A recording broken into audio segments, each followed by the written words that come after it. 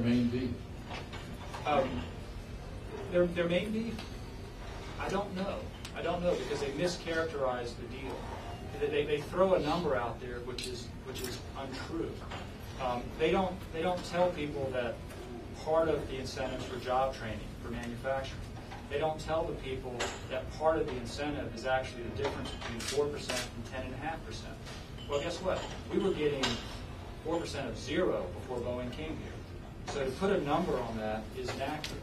They don't tell people that a lot of money went to infrastructure so that this facility could be built and that the facility will continue to be owned by the Charleston Aviation Authority.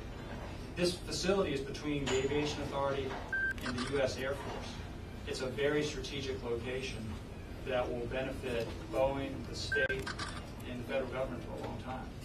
And having that site built up so it can handle something like this, they can build military planes, they can continue to build the Dreamliner.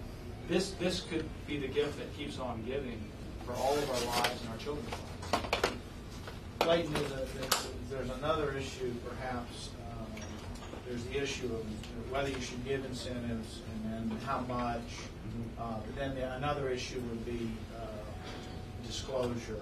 Right. And I believe the facts will show the legislature or the Commerce Department did not disclose to Boeing what the taxpayers gave to Boeing once the deal was announced.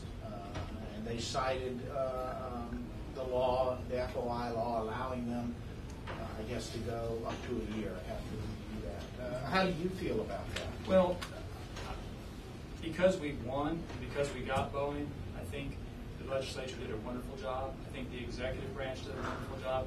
One of the high points of this whole deal was the way the legislature and the executive branch worked together.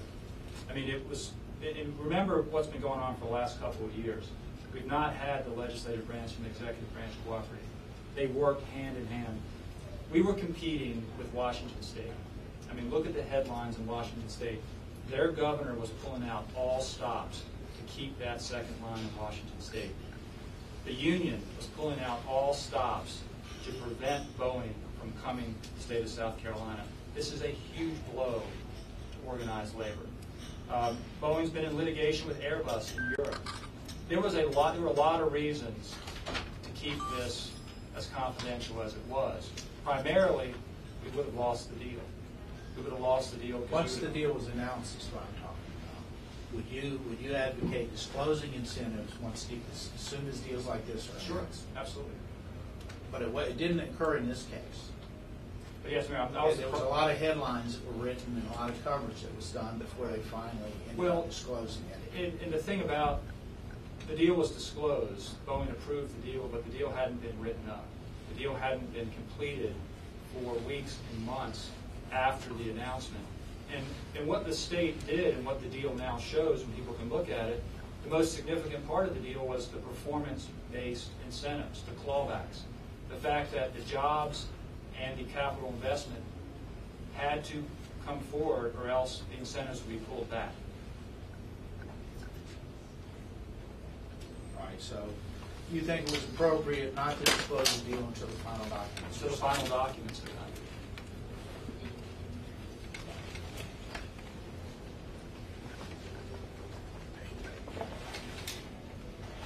I don't think there's any other way to do it because you're still competing. You're still competing with all the interests who rather Boeing not be here. Then why announce it until they sign? I don't know. I was just a private lawyer representing Boeing, so I didn't get to make any of the big decisions.